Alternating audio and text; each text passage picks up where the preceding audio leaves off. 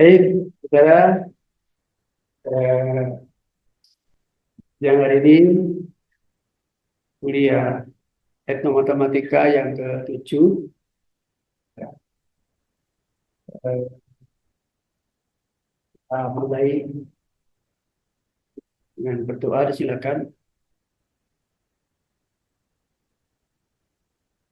Ya, cukup.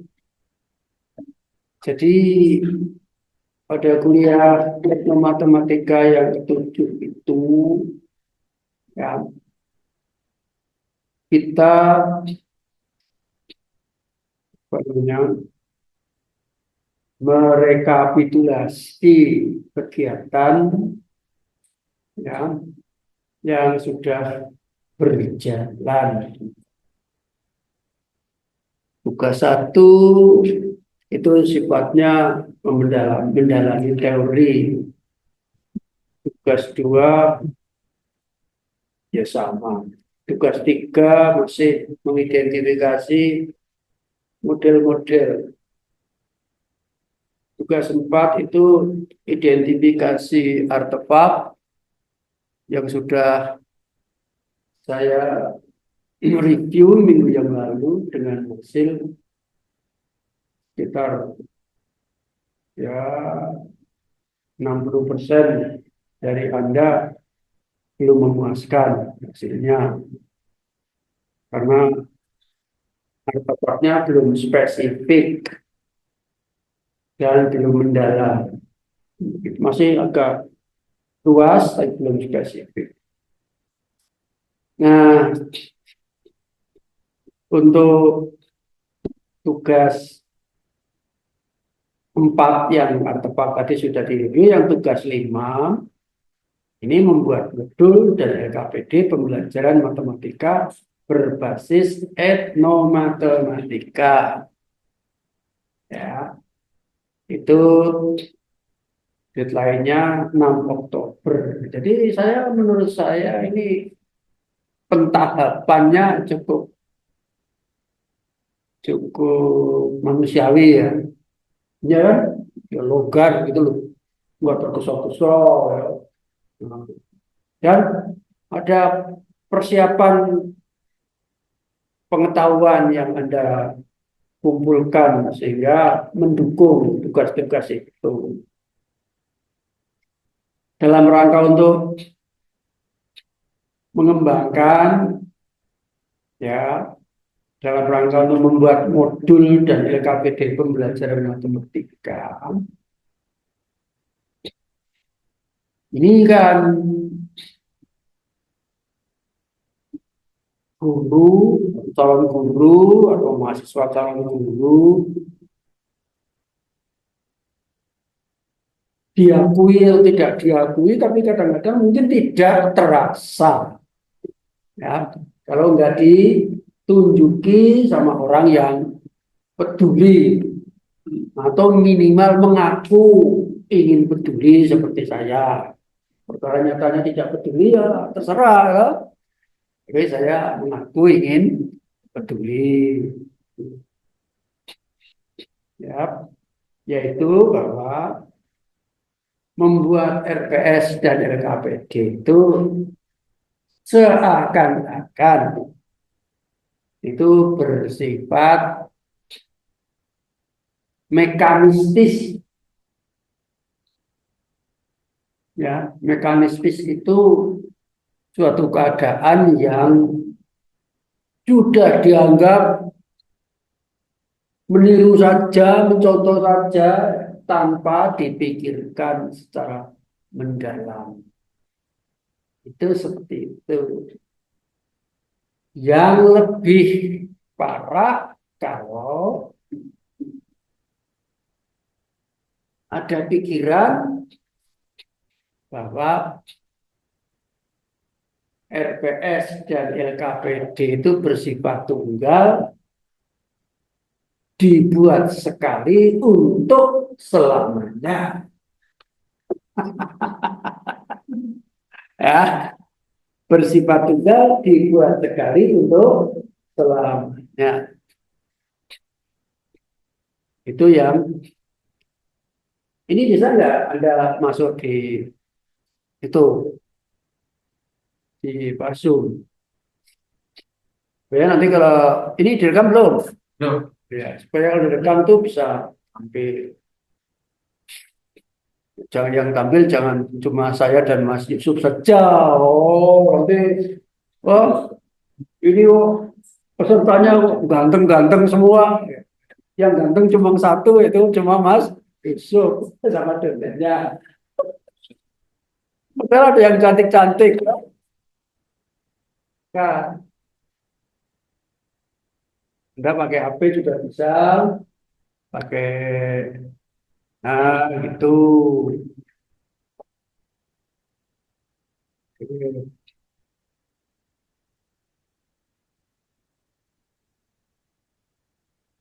Ini saya agak nyantai karena waktunya longgar toh 3 jam. Sudah dicoba? Oh iya, alhamdulillah. Sudah dikurangi. Iya, kalau pegawai KS lebih-lebih ya, berlebihan. Oh ya syukur kalau sudah dikurangi.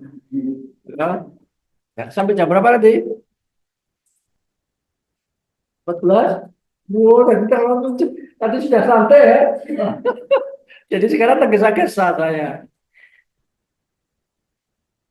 Oke. Nah, itu. Padahal secara ideologi itu filsafat yang diterapkan di sebuah negara tertentu itu ideologi. Secara ideologi, secara paradigmatis, RPS dan RKPD itu hanya berlaku sekali, ya, hanya berlaku sekali saja. Kalau RPS dan RKPD dipakai 2 kali, maka pembelajaran yang kedua itu dianggap tidak inovatif, tidak ada perubahan. Nah, kenapa? Karena guru tidak sampai kepada makomnya guru sebagai peneliti. Ini belum saya tulis di sini ya. Kalau saya tambahkan tadi ya yang saya tulis ya, nah yang saya tulis ini saya copy, oke, maka ya guru ya toh, guru sebagai peneliti. Fungsi guru sebagai fasilitator, dinamisator, pengembang dan peneliti. Itu maksudnya pengembang dan peneliti. Dan saya kasih huruf kapital peneliti kurikulum dan silabus serta PBM, PGM. Oke, jadi saya perbaiki yang di atas saya delete saja. Oke, nah ini sudah saya sebutkan, saya ulangi lagi di sini. Untuk mempersiapkan itu, maka ini saya menggali berdasarkan pengalaman. Makanya tampilan saya itu bisa dingin, gitu, sedingin salju loh. Ya kalem saja, karena sudah mau pensiun, masa belum punya pengalaman ya. 2 tahun lagi pensiun. Sudah mau pensiun, masa belum punya pengalaman. Nah, karena punya pengalaman, maka bisa Pak penyampaiannya bisa bersifat lebih dingin, lebih kalem, gitu. Nah, jadi ini saya buat berdasarkan pengalaman. Karena berdasarkan pengalaman bertahun-tahun, bukan masalah hafal, bukan. Ya, beliau dihafalkan. Ini kan kalimatnya kan spontan. Aku tadi spontan, aku apa enggak? Aku kan juga enggak melihat buku. Gitu. Karena pengalaman bertahun-tahun presentasi di tingkat nasional, di tingkat internasional, menjalani sendiri sebagai peneliti sampai jadi profesor. Nah, masa guru hanya bicara, hanya ngomong indikator pembelajaran matematika berbasis itu matematika aja nggak bisa. Tapi karena ini adalah dibuat secara spontan oleh Pak Marsikit, maka ini bersifat intuitif, tidak bisa dipakai sebagai sumber, kecuali yang sumber ini saya cantumkan di karya ilmiah, ya, atau buku atau jurnal, kecuali ya, saya cantumkan di situ. Sehingga kalau ini ingin bermuatan akademik yang bisa dipakai, maka Anda mencari referensinya terkait dengan apa yang saya omongkan, butir 1 sampai butir berapa tadi? Nomornya keliru ini. Nomornya saya perbaiki ya. Butir 1 sampai butir berapa tadi? Berapa? Butir 1 sampai butir ini yang nomor 2 harusnya 3 atau 4 atau 4. Ya, terus yang di bawahnya 11. harusnya 5.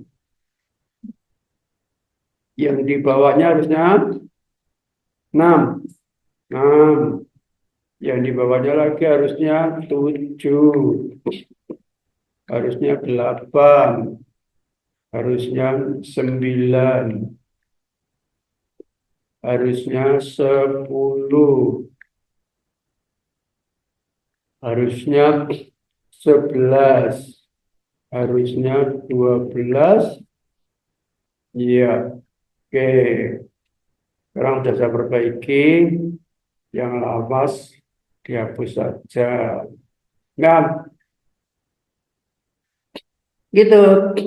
Ini saya buat lengkap, saya ingat saya. Ya, lengkap saya ingat saya. Ya. Artinya apa? Ya inilah pembelajaran inovatif. Asal asal bukan behavioris. Asal bukan behavioris. Saya terangkan ya. Nanti Anda cari referensinya dari jurnal, dari buku, dari. Jadi kalau masalah berorientasi pada siswa ini sudah klasik ya.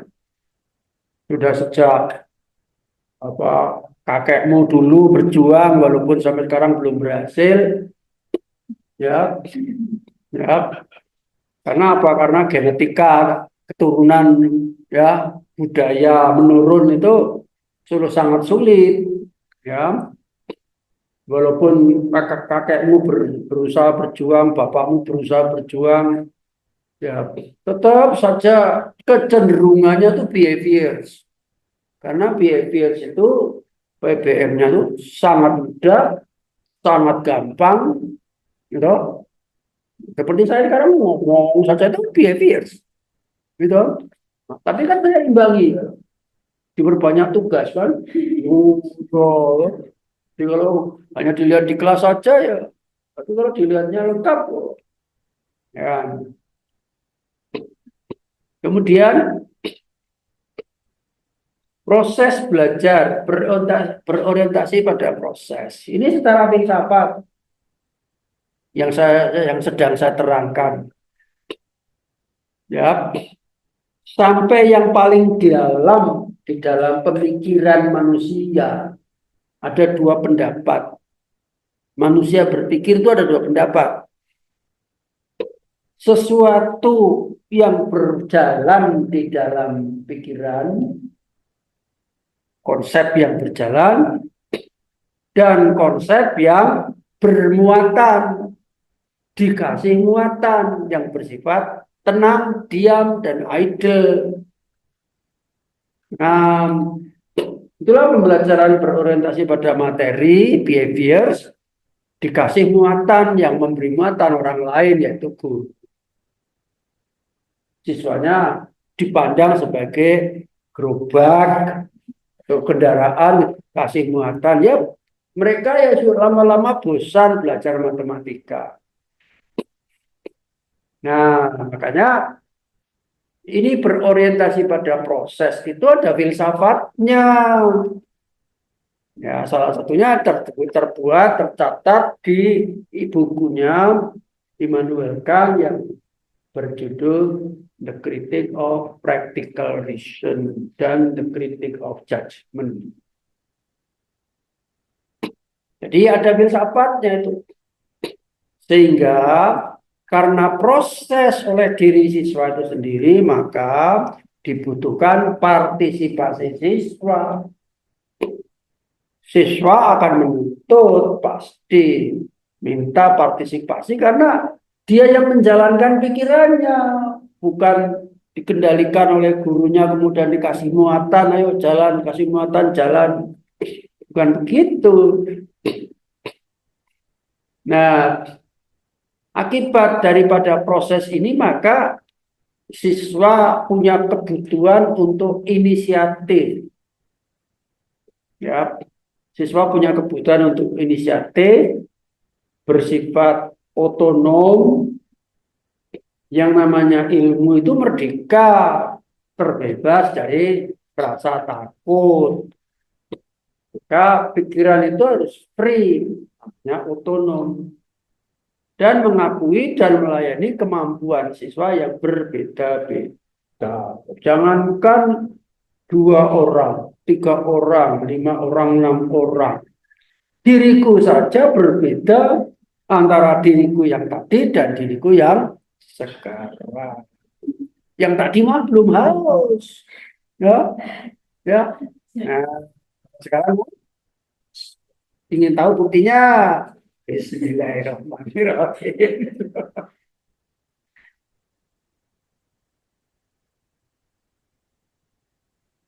Nah, gitu. Jangankan saya dengan kamu.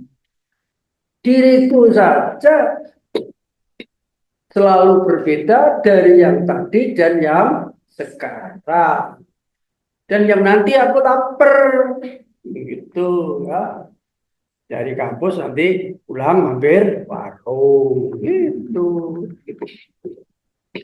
Kemudian fungsi guru sebagai fasilitator. Butuhmu apa? Dinamisator.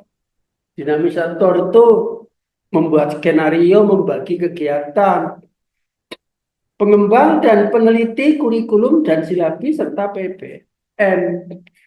Nyampe nggak kita bahwa guru itu sebagai seorang peneliti?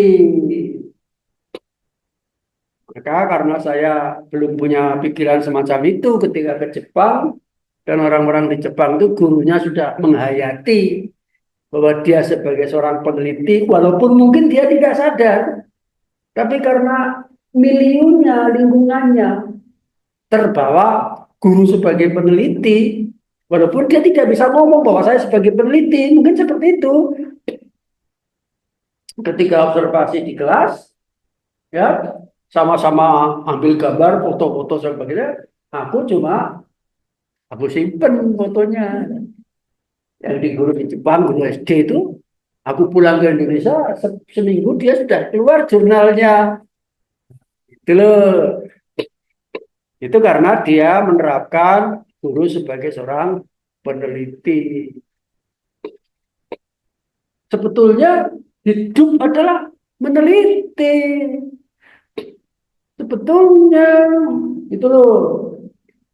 Kamu sebagai seorang anak ya anak peneliti, orang tua ya orang tua peneliti, artinya tidak berarti secara kaku, rigid dan hard, keras enggak. Kalau kamu S2 penelitian tesis kan itu formal sekali. Yang namanya jiwa peneliti itu sekarang aku menemui apa, kemudian aku ingat, nanti kita terapkan. Dan begitu. Maka ketika sekarang saya mengajar pakai satu LKPD, saya observasi, saya punya problem, berikutnya pasti ada perubahan LKPD.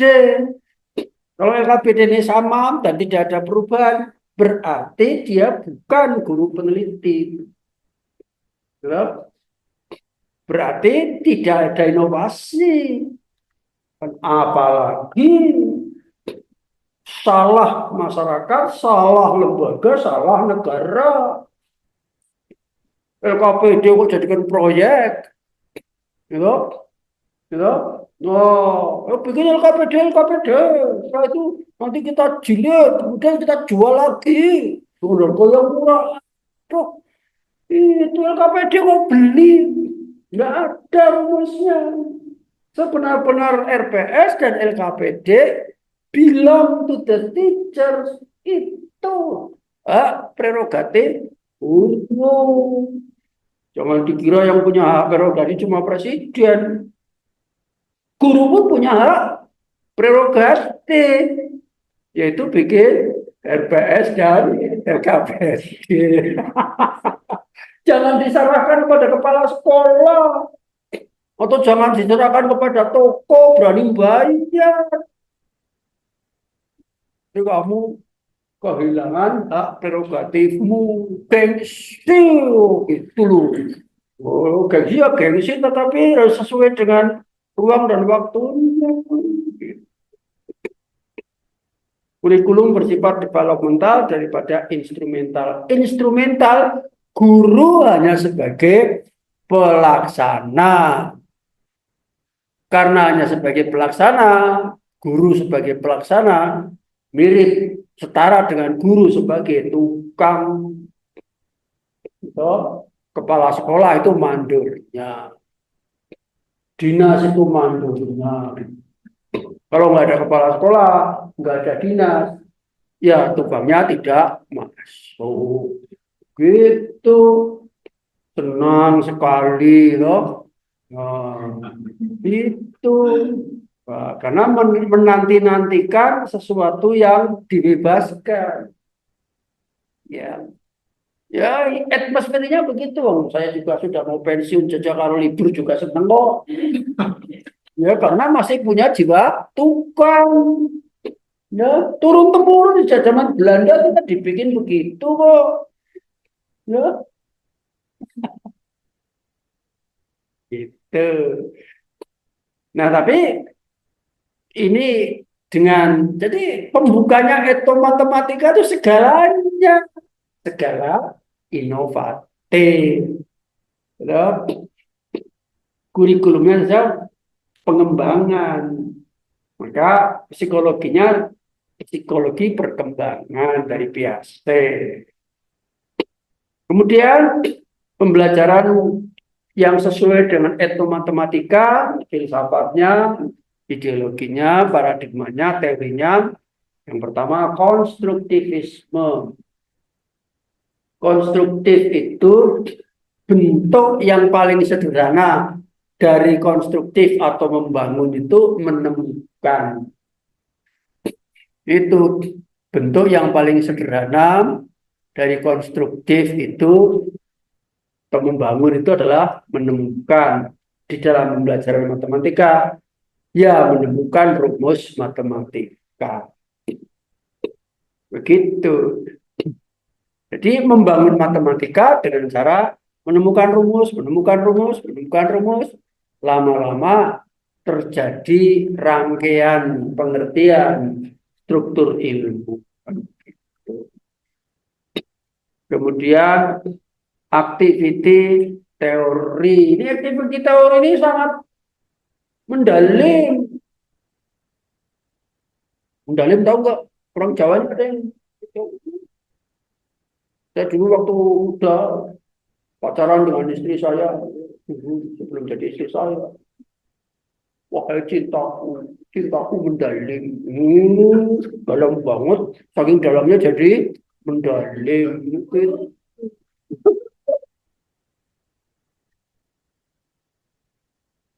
Baru ada kurikulum pembelajaran yang mendalam. Oh, aku dulu sudah mendalam cintaku.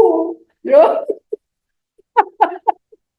kalau sekarang baru ada pembelajaran, baru sadar pemerintah ada belajar mendalam. Oh, berarti kemarin nggak mendalam. Nah, ngapain? Nah, malah ketahuan boroknya kan. Itu baru sekarang pembelajaran yang mendalam. Wah, aku sudah sejak muda dulu ya, pacaran dengan istriku. Wah, calon istriku. Cintaku betul-betul mendalam kepada dirimu. Begitu. Berarti mendalam ya. Ya, nah itu. Nah, mendalam kan salah satu cara metode mencari ilmu. Yaitu intensif didalamkan, ekstensif diluaskan. Kan begitu. Nah, jadi kalau pembelajaran sekarang kurikulum yang pembelajaran yang mendalam, kalau saya bisa mengkritik itu. Kritiknya apa? Kok cuma mendalam? Harusnya kan meluas. Ya, mana yang meluas? Oh, berarti dia nanti akan menghasilkan generasi yang berpikiran sempit. Jadi, ya, bayangkan orang-orang yang berpikiran dalam tapi sempit. Bayangkan betapa sulitnya dia bergaul. Sana nggak ngerti, sana nggak ngerti, sana nggak ngerti, gitu. Tapi dia ngerti skrup, wow skrup, filsafat skrup sampai sekolah, dam, ya. Tapi tetangganya nggak kenal, oh, pin, ya. Begitu loh. Jadi belum diberlakukan, kalau saya bisa mengkritik, ya, ya. Kurikulum pembelajaran ya deep learning itu harusnya juga di samping deep learning, gitu, juga extensive learning. Harusnya deep and extensive learning. Kalau mau tanya pada saya, oh, bikin kurikulum nggak tanya pada saya. Terus saya itu siapa? Ya, minta ditanya gitu loh. Ya, dia akibatnya gampang dikritik ya. Iya, guys. Oke, di situ bisa diteruskan, ada meaningful learning, joyful, dan seterusnya, dan seterusnya, dan seterusnya. Kalau diperinci semuanya itu, ini kaitannya dengan berorientasi kepada siswa. Tetap menggunakan penilaian proses, ya, penilaian assessment. Ini ya, saya kepada Anda ini juga tidak perlu pakai ujian, tidak perlu pakai ujian semester, mid semester, dan sebagainya. Yang penting tugas-tugas saja, ya, tugas-tugas saja dan aktivitas kuliah. Kalau terlambatnya kuliah diperdalam, ya, ini bisa mengurangi nilai. Oh, kalau yang terlambat dosennya maklum untuk dosennya sudah tua. Tapi yang terlambat mahasiswa masih muda, kok sudah terlambat kan gitu kan? Oh, ya. Kalau yang terlambat dosennya malah ada kemungkinan menambah nilai, ya. Malah dikurangi nilainya kan begitu. Hukumnya memang begitu. Ya kalau kamu ini ya silakan jadi orang tua. Ijolah itu karena dengan saya. Ya udah, aku tak muda, kamu yang tua gitu.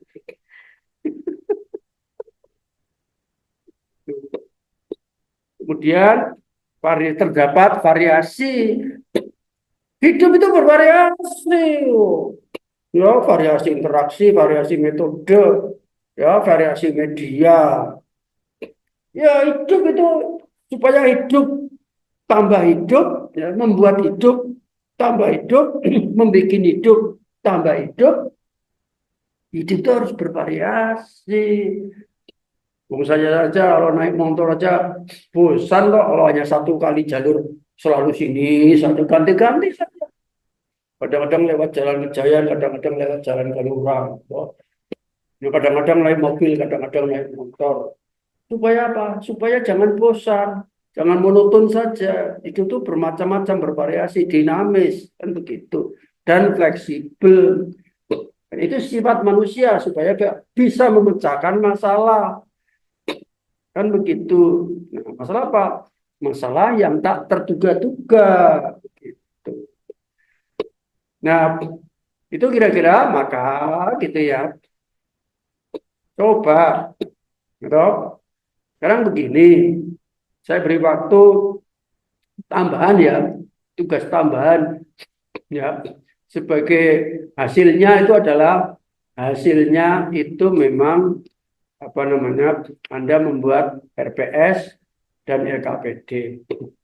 Terus ya, tapi apa ditambah dengan instrumen. Tapi saya minta Anda dari satu sampai nomor 12 tolong diuraikan dalam bentuk tulisan ilmiah.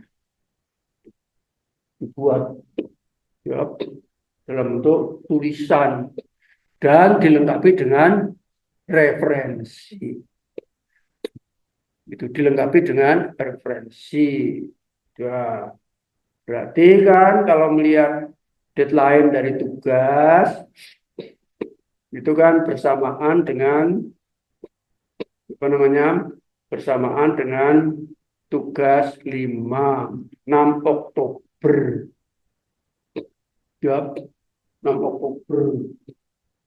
6 Oktober itu nah, eh, Oktober ya 1 minggu lagi. 1 minggu kecil kalau bikin aja gini aja makalah ya. Silakan dibuat judul ya. Judulnya adalah indikator pembelajaran matematika berbasis etnomatematika. Kalau double-double ya indikator pembelajaran berbasis etnomatematika gitu saja nggak apa-apa. Sudah tahu maksudnya adalah pembelajaran matematika. Jadi saya tulis indikator pembelajaran ya, tugas ya kuliah oleh Profesor Dr. Matematika. Dasarnya tulis nanti dasarnya adalah perkuliahan ini sebagai pengantar atau sebagai pendahuluan kamu ngomong cacisus apa silakan. Ini isinya adalah hurian saya 1 sampai 12 itu sebagai pengantar itu. Berikut akan coba kami tulis secara lebih saintifik dari referensi gitu.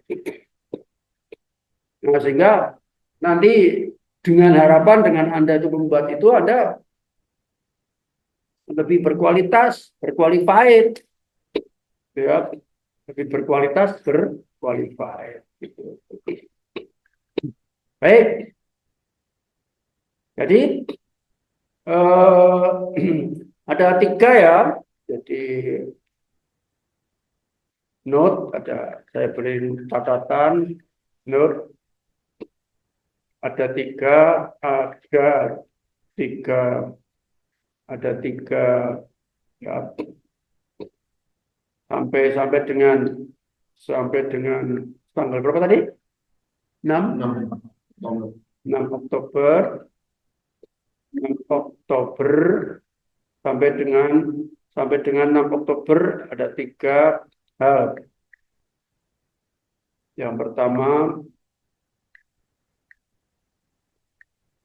membuat RPS, dan LKPD. Yang kedua, membuat instrumen.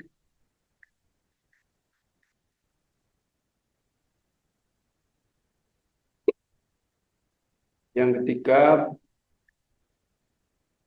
menulis artikel berjudul indikator PBM berbasis etnomatematika, dan ditulis secara ilmiah pakai referensi. Oke, ada yang mau ditanyakan, silakan.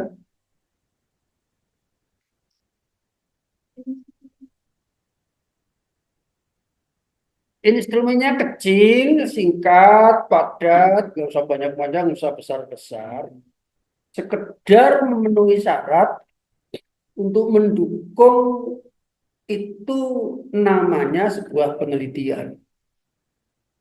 Walaupun kecil, tapi tetap itu instrumen, dan nanti diseminarkan kecil juga di sini dengan narasumbernya saya, kan gitu kan. Nah, unsurnya ya kecil, padat, tapi memenuhi unsur pembelajaran secara keseluruhan.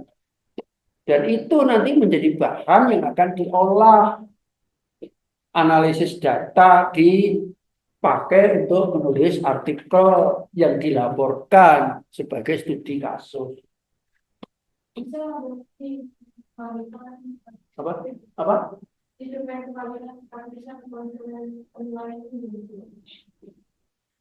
Ya, misalnya tadi, apakah pembelajaran Anda itu betul-betul inovatif berbasis matematika sesuai dengan karakteristiknya? Enggak. Tadi sudah saya kasih butir-butir itu, ya kan, berarti, gitu. Makanya Anda membuat karya, gitu. Anda membuat karya itu kan maksudnya sebagai pedoman di dalam nanti menyelenggarakan PBM. Supaya apa? Supaya PBM-nya itu ada rambu-rambu, tidak asal. Ya, bukan asal PBM, tapi PBM yang punya rambu-rambu. Rambu-rambunya itu apa? Indikator pembelajaran etnomatematika itu seperti apa? Pak Marjika sudah memberikan rambu-rambu nomor 1 sampai nomor 12. Tapi itu tidak bisa dipakai karena hanya bersifat spekulatif, intuitif. Toh aku pun kan nggak melihat referensi, maka Anda gali, cari referensinya, kan begitu. Dari gali cari referensi itu, nanti diturunkanlah instrumen, misalnya lembar observasi untuk mengobservasi pembelajaran. Nah, kalau dari sisi saya intuitif, lembar observasi itu mengungkap indikator itu enggak? Begitu pertanyaannya. Kemudian gurunya, kemudian siswanya ditanya, apakah siswanya merasakan, ditanya, menyampaikan. Nah, gimana supaya bisa terungkap data dari siswa? Ya siswa itu diberi pertanyaan. Nah, pertanyaan atau angket itu kan instrumen. Angketnya berdasarkan indikator itu. Ya, mulai dari pertama, ya, apakah gurunya bervariasi enggak metodenya, pengakuan siswa gimana nanti. Kemudian apakah gurunya itu bervariasi enggak metodenya, ya, bervariasi enggak medianya, dan seterusnya. Gurunya menggunakan asesmen enggak, begitu. Nanti diolah, ya. Setelah diolah, pembahasan, tampilkan data-datanya, atau disimpulkan, udah jadi jurnal. Ya. Bagaimana pembelajaran Anda di-create ya bisa pembelajaran yang murni, langsung, bisa simulasi, bisa ini brain teaching ini. Baik, itu saja dari saya. Saya minta maaf kalau ada kesalahannya. Apakah ada yang mau ditanyakan lagi? Sudah cukup? Baik, gitu. Marilah kita akhiri pertemuan kita dengan berdoa, disilakan. Cukup. Alhamdulillahirrahmanirrahim. Assalamualaikum warahmatullahi wabarakatuh. Sampai jumpa minggu depan.